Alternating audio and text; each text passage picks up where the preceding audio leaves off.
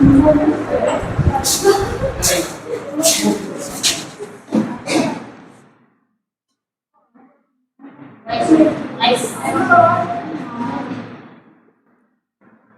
का टॉपिक हमारा चल रहा है। वॉइस में हमने जो सबसे पहले पढ़ा दिया है उसको एक बार रियलाइज कर देते हैं। वॉइस का मतलब वाक्य होता है, इसको दो भागों में बांटा गया है, एक्टिव वॉइस और पैसिव वॉइस, और दूसरा पैसिव वॉइस। एक्टिव वॉइस को हिंदी में बोलते हैं सक्रिय वाच्य, और पैसिव वॉइस को बोलते हैं निष्क्रिय वाच्य। एक्टिव में सब्जेक्ट सक्रिय होता है और ऑब्जेक्ट निष्क्रिय रहता है, सक्रिय और ये निष्क्रिय। इसमें उल्टा होगा कि सब्जेक्ट तो हमारा निष्क्रिय हो जाएगा और ऑब्जेक्ट क्या हो जाएगा, सक्रिय। ठीक है ना। कहने का मतलब यहां पर सब्जेक्ट को ऑब्जेक्ट, ऑब्जेक्ट को सब्जेक्ट। एक्टिव से पैसिव बनाते समय हमें 5 नियमों का ध्यान रखना है, जिसमें से पहला है कि हमारा ऑब्जेक्ट को क्या बना देना है, सब्जेक्ट। उसके बाद में हेल्पिंग वर्ब का प्रयोग करना है, उसके बाद में वर्ब के थर्ड फॉर्म का प्रयोग करना है, बाय लगाना है, सब्जेक्ट को ऑब्जेक्ट बना देना है। अब एक्टिव से पैसिव बनाएंगे तो ऑब्जेक्ट का सब्जेक्ट, सब्जेक्ट का ऑब्जेक्ट, इसमें प्रोनाउन संबंधी परिवर्तन करना पड़ता है। आवश्यकता जब होती है तभी। जब नाउन रहेगा तो चेंजमेंट नहीं करना है, नाउन को नाउन ही लिखना है।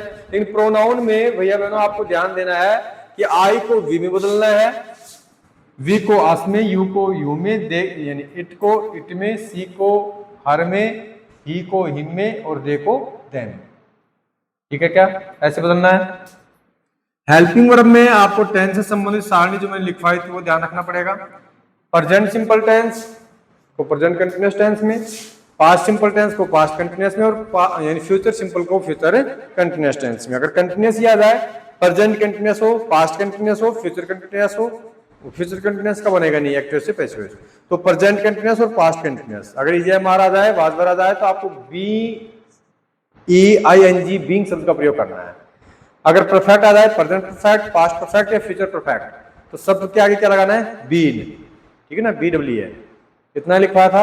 और मॉडल कुछ भी आ जाए, can, could, may, might, shall, should, ought to, used to, dare not, इन सब के साथ में प्लस बी का प्रयोग करना है, ओनली फॉर BE। ठीक है क्या। उसके बाद में हमने आपको इंट्रोगेटिव सेंटेंस पढ़ाया था। इंट्रोगेटिव सेंटेंस को 2 भागों में बांटा है खुशी बहन। पहला तो था हेल्पिंग वर्ब और दूसरा था WH वर्ड। इसमें हमने आपको एक ही नियम लिखवाया था कि हेल्पिंग वर्ब के स्थान पे हेल्पिंग वर्ब रखना है और WH वर्ड के स्थान पे WH वर्ड। बाकी नियम सारे यथावत रहेंगे, कोई किसी प्रकार का परिवर्तन नहीं करना है। इसके बाद में भैया बहनों हमने आपको डबल ऑब्जेक्ट वाले सेंटेंस के बारे में बताया था। डबल ऑब्जेक्ट में एक डायरेक्ट होता है, एक इनडायरेक्ट होता है। इनडायरेक्ट को हम सजीव बोलते हैं, डायरेक्ट को निर्जीव बोलते हैं। जब एक्टिव से पैसिव बनाएंगे तो अगर सजीव ऑब्जेक्ट है उसको हम सब्जेक्ट बना देंगे तो निर्जीव से पहले टू का प्रयोग नहीं किया जाएगा, और अगर निर्जीव ऑब्जेक्ट को ही सब्जेक्ट बना दिया जाए तो सजीव से पहले टू का प्रयोग किया जाएगा। बाकी नियम यथावत रहेंगे। उसके बाद में हमने आपको बताया था अनइम्पोर्टेंट वाले सब्जेक्ट। अनइम्पोर्टेंट सब्जेक्ट जैसे समवन है, एनीबॉडी है, एवरीबॉडी है, नो है, नो वन है। उसके बाद में police, farmer, teacher, doctor, they, we, समझ रहे हो। इन शब्द अगर सब्जेक्ट के रूप में आते हैं तो हमको बाई प्लस ऑब्जेक्ट के रूप में नहीं लिखना है पैसिव बनाते समय। बात समझ में आ रही है। इसके बाद में भैया बहनों हमने आपको लिखा था वर्ब की फर्स्ट फॉर्म वाला। वर्ब की फर्स्ट फॉर्म प्लस यानी मैन वर्ब के बाद में क्या होना चाहिए, मैन वर्ब से पहले टू का प्रयोग होना चाहिए। क्या होना चाहिए, टू का प्रयोग। इसमें क्या होता है कि जो भी हेल्पिंग वर्ब है, जो भी हेल्पिंग वर्ब है जैसे कि जयमार, वाजर, हैजा वगैरह जो भी है, इनके इसके बाद में क्या आएगा, टू, और उसके बाद में मैन वर्ब आएगी। ठीक है। अगर ऐसे सेंटेंस एक्टिव का मिलता है तो पैसिव बनाते समय आप लोगों को क्या करना पड़ेगा, यानी बी शब्द का प्रयोग करना पड़ेगा, है ना। बाकी नियम सेम है, यथावत है, कोई किसी प्रकार का परिवर्तन नहीं करना है। उसके बाद में हमने आपको लिखवाया था गोइंग टू बी वाले सेंटेंस, है ना, यानी गोइंग टू बी वाले सेंटेंस। इसमें उसमें तो बी 2 प्रकार के आ रहे थे। एक बी का मतलब हेल्पिंग वर्ब है और एक बी का मतलब आपको लगाना है वर्ब के रूप में ऐसा। किसमें? Man verb and two plus man verb की फर्स्ट फॉर्म में। अब इसमें गोइंग टू बी वाले सेंटेंस में आपको विशेष कुछ भी नहीं करना है, सारे नियम इक्वल रहेंगे और आपको गोइंग टू बी का प्रयोग करना पड़ेगा ना। लेट से शुरू करना है, लेट से है ना शुरुआत, लेट उसके बाद में क्या हो जाएगा? किससे? ऑब्जेक्ट से है, हाँ तो ऑब्जेक्ट हो जाएगा, उसके बाद में बी हो जाएगा, फिर उसके बाद में गोइंग टू, समझ लो, उसके बाद में फिर बी आएगा, ठीक है, वर्ब के थर्ड फॉर्म बाई, उसके बाद में सब्जेक्ट, यही है। उसके बाद में हमने लिखवाया था, बस ये लिखवाया था। उसके बाद में हमने इंपरेटिव सेंटेंस आज स्टार्ट कर दिया है। इंपरेटिव सेंटेंस को हिंदी बोलते हैं आज्ञासूचक वाक्य। इसको समझने की दृष्टि से 4 भागों में बांट दिया है। भैया बहनों ध्यान दीजिएगा, ये जो हमने आपको वो डायरेक्टली फॉर्मूला लिखवा दिया है ना, इसके अलावा भी एक्टिव से पैसिव्स बना सकते हो दूसरे तरीके से, वो तरीका हम बता देंगे, लिखवाया हमने है नहीं, इसलिए नहीं लिखवाया कि कहीं आप कंफ्यूज ना हो जाओ, ठीक है। ये शॉर्ट एंड स्वीट है, इसमें आप लोगों को कंफ्यूज नहीं होना है, इसी प्रकार से आप लोगों को करना है, एक्टिव से पैसिव्स बनाना है। कभी तुम सोचोगे सर जी आपने तो एक्टिव का पैसिव्स इस प्रकार से बनाया, पास बुक में तो ऐसा है ही नहीं, ये तो गलत कर दिया आप लोगों ने। तो गलत नहीं है, सही है, ठीक है, क्या गलत इसको कोई नहीं कर सकता। टीचर भी आपको हो सकता है अगर अलग प्रकार से इसको पढ़ा दें, लेकिन अलग प्रकार से कैसे पढ़ाएंगे उस चीज को हम समझा देते हैं, जिससे कि आपके खोपड़े में वायरस नहीं आए। हाँ, वायरस का मतलब आप कहोगे सर जी वहां तो कुछ पढ़ा दिया, यहाँ कुछ पढ़ा दिया, हम कौन सा याद करें, समझ रहे हो। तो मुझे लगता है कि सबसे ज्यादा इम्पोर्टेंट यही होगा और यही आपको ठीक से समझ में भी आएगा और याद भी रहेगा। ध्यान दो, 4 भागों में बांट दिया, प्लीज काइंडली शुरू होने वाला, डू नॉट से शुरू होने वाले और मैन वर्ग के फर्स्ट फॉर्म से और लेट से शुरू होने वाले वाक्य। अब यहाँ पे लेट अस और लेट अस के बिना वाला सौदा नहीं है। प्लीज काइंडली वाले में क्या करना है? यू आर रिक्वेस्टेड टू का प्रयोग करना, उसके बाद में सेम जो भी एग्जाम्पल है उसको जोड़ दिया, ये आ गया। उसके बाद में यू आर रिक्वेस्टेड टू, उसके बाद में ना तो मी को बदलना है, ना माई को बदलना है, ना ऑब्जेक्ट करना। एक भैया इधर नहीं है कहीं पर भी देख लो, खाली है, ये ले जाओ भैया, हम तो वैसे पर डालेंगे बिना मार करे, ये ले। तो यहां पर आपको ना तो सब्जेक्ट का ऑब्जेक्ट बनाना है, ना हेल्पिंग वर्ब का प्रयोग करना है, ना आपको यहां पर गोल्डन 5 रूल्स का फॉलो करना है किसी का भी। केवल इतना करना है कि आपको यू आर रिक्वेस्टेड टू करना है, उसके बाद में सेम जो एग्जाम्पल आया ऊपर वो लिख दो। ऐसा तो कर ही सकते हो ना, ठीक है ना। अब दूसरा तरीका क्या है? दूसरा तरीका क्या है उसको कैसे समझना है?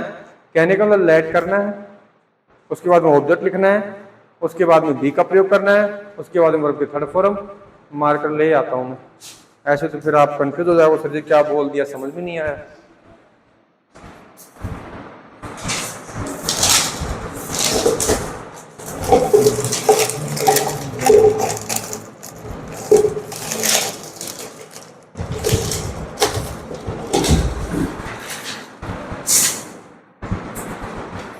ये रहा ना, ये बनाया है, ये बनाया है, ये बनाया है।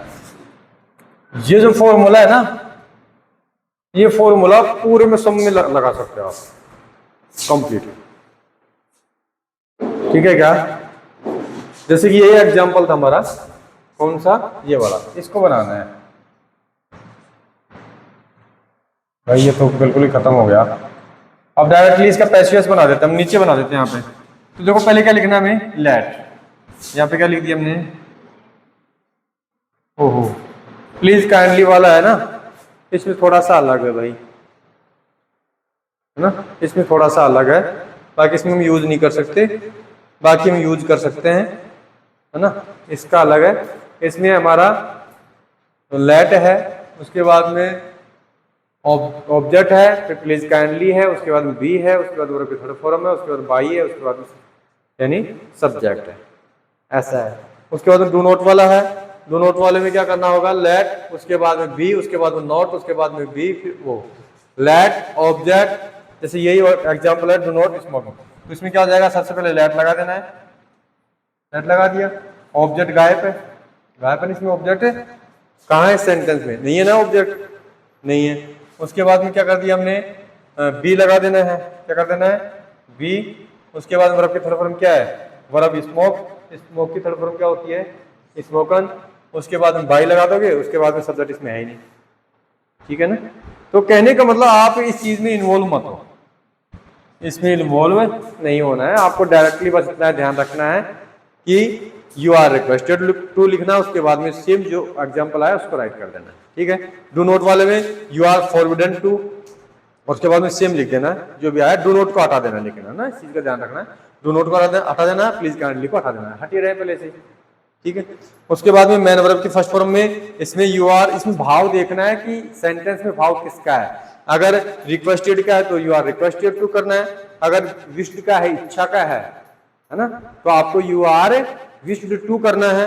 उसके बाद में प्रार्थना का है तो यू आर प्रेड टू करना है। अगर श्राप दे दिया कि जिंदगी में तू कभी कामयाब नहीं हो सकता है, ऐसे श्राप, कृष्ण का मतलब क्या होता है, श्राप देना, है ना, तो इसमें यू आर कृष्ण टू को हम कर देंगे। उसके बाद में फिर प्रे 2 बार लिख दिया क्या यहाँ पे, तो यहाँ पे ब्लेस्ड आप लिख सकते हो, लिख लोगे ना, है ना। BLESSED, BLE पहले लिखवा रखा है शायद हमने नरेशन में, ब्लेस्ड, वो लिख दोगे आप। ठीक है ना। हाँ, ये मार्कर क्या है कि स्याही इसमें खत्म हो रखी है। ऐसे नहीं कि सर जाकर स्याही को ना, स्याही का पैकेट रखा है लेकिन अलमारी में कौन खोले कौन जाए, है ना। हम हमारा वीडियो चल रहा है, खराब हो जाएगा, फिर ये वीडियो देखने वाले के बावड़े हैं भाई, तो दूसरा निकालो।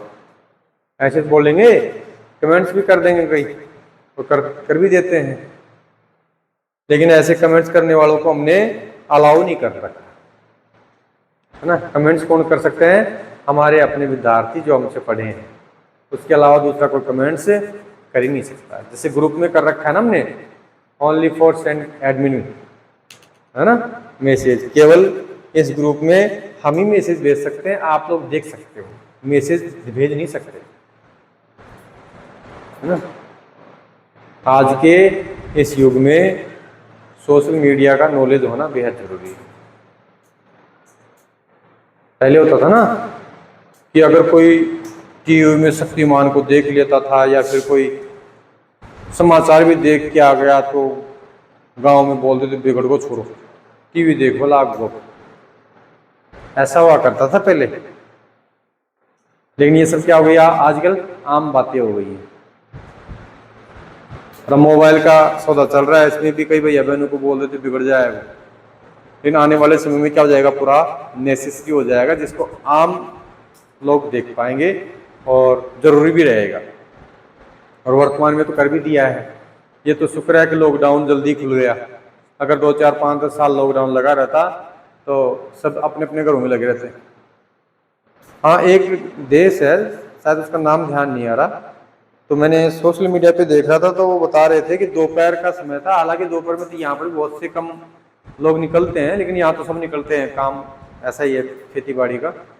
तो वहां इस प्रकार से शांत वातावरण था, सब लोग घरों के अंदर, एसी कूलर पंखा सब चल रहे, जैसे रात के समय में मोहल्ला कैसा हो जाता है ना, शांत हो जाता है ना बिल्कुल, ऐसे ही दिन का माहौल था वहां पे, और पूरे दिन ऐसा ही रहता है वहां, सब किस में लगे रहते हैं, बाहर निकलने का काम ही नहीं है। बाहर केवल वो घूमते हैं जिसको पिज्जा बर्गर कोई सामान वामान परचेज करना, गर्मी देखे जाते हैं डायरेक्टली। अगर आपको 1 रुपए की टॉफी चाहिए ना, ऑनलाइन बुक करो, टॉफी देने वाले आ गए, घर ही पहुंच रही है सारी सामग्री। और शहरों में तो अधिकतर है ऐसा, हमारे भारत में भी है, लेकिन वहां तो बहुत ज्यादा सोशल मीडिया का प्रकोप हो गया है, सारा काम ऑनलाइन से हो रहा है। और ड्रोन का भी सहारा लेने लग गई, किसके घर में पहुंचाना कौन सा सामान, ड्रोन में आप फीड करो, वो ड्रोन उड़ता हुआ जाएगा और 1 सेकंड में दे के आ जाएगा। ऐसे कैसे, कैसा कैसा जमाना आ रहा है ना, आप सोच नहीं कर सकते।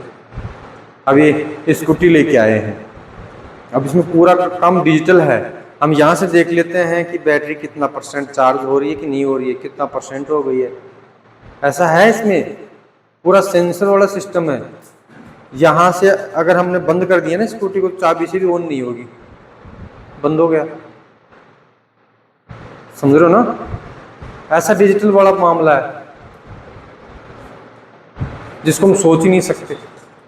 और बड़ी बड़ी गाड़ियां भी ऐसी आ रही हैं जिसमें लॉक लगा दिया, पासवर्ड लगा दिया और मोबाइल को लेके चले गए, चाबी से खोलो, किसी से स्टार्ट करो, उसी की चाबी रहेगी, स्टार्ट होगी नहीं गाड़ी। जिसको हम सबसे पहले जादू समझते थे, वो जादू जादू नहीं है, क्या है? विज्ञान है, साइंस है। और पहले का विज्ञान आज के विज्ञान से कहीं लाखों गुना ज्यादा था। और उसको वर्तमान में हम क्या समझ बैठते हैं? जादू, तंत्र, टोना टोटका, ये है। ऐसा कुछ भी नहीं है। सबके पीछे क्या है? लॉजिक है। अभी जादू तो लगेगा कि कैसे मोबाइल में पूरा सिस्टम आप देख पा रहे हो, जादू तो है एक प्रकार से। पहले के लोग जब शुरुआत में फोन आया था तो बिना वायर के कनेक्टेड था, तो अरे किससे बात कर रहे हो, कोई वायर नहीं, कनेक्टेड नहीं, कैसे बातचीत हो रही है? आश्चर्यचकित हो गए थे सब लोग। अब AI वर्जन आ रहा है, इसमें ऐसा ऐसा काम हो रहा है जिसकी हम कल्पना नहीं कर सकते, वास्तविकता लगती भी है और है भी नहीं। समझ रहे हो ना? AI को आप बोलो कि हमारा चेहरा लगाओ और क्रिकेट खिलवाओ, सचिन तेंदुलकर, भाई जो भी खिलाड़ी है उसका नाम लो, उसके चेहरे की जगह अपना चेहरा लगाओ, आप ही खेलोगे उसमें। ऐसा काम हो रहा है। और अब तो कंप्यूटर का अगर आप नॉलेज दे रहे हैं तो जैसे कि RSCIT है, बेसिक है, CCC है, या फिर PGDCA के जो कोर्स होते हैं ना कंप्यूटर के, तो इन कोर्स में AI कोर्स और जुड़ गया है, जिसको सीखना बेहद जरूरी है। ध्यान दीजिए। तो ये समझ में आ गया होगा पहला। अब यहाँ पे डू नोट वाला, इसमें डू नहीं आएगा, वो केवल नरेशन में था डू या डू नोट से, है ना, दो थे ना उसमें, इसमें केवल डू नोट ही रहेगा। तो डू नोट रहेगा तो यहाँ पर आपको इसको उठाना और फॉरबिडन करना है, उसके बाद में डू स्मोकिंग। वहां पे फॉरबिडन नहीं लिखा था, हमने ओनली फॉर फॉरबिड लिखा था, FORBADE। यहाँ पे क्या है? फॉरबिडन। ठीक है। मैन वर्ब की फर्स्ट फॉर्म शुरू होने वाले, इसमें आपको भाव देखना है। ओपन द डोर, दरवाजा खोलो, ये आदेश दे रहे हैं तो यू आर ऑर्डर टू, उसके बाद में ओपन द, यहाँ पे डोर करना है ना कि विंडो। ठीक है। नेक्स्ट यहाँ पे लेट से शुरू होने वाले, तो लेट में आपको इसमें कोई विशेष भाव नहीं रहेगा, पहले से लेट आ गया तो आपको क्या लिख देना है? लेट, उसके बाद में ऑब्जेक्ट। यहाँ पे देखिएगा एग्जांपल है कि टी हर में, यानी let her T make tea, यानी आओ, ये चाय बनाने के लिए बोल रहा है। तो यहाँ पे टी लेट तो लिखना है, उसके बाद में ऑब्जेक्ट हमारा टी हो गया, बी लगा दिया, वर्ब के थर्ड फॉर्म मेक की क्या होती है? मेड। उसके बाद बाई, सब्जेक्ट हमारा क्या है? यहाँ पे हर के रूप में आया है, तो हमने क्या कर दिया यहाँ पे? बाई, उसके बाद में सी कर दिया है। ठीक है ना? हाँ, बाकी आप कर सकते, लिख लो।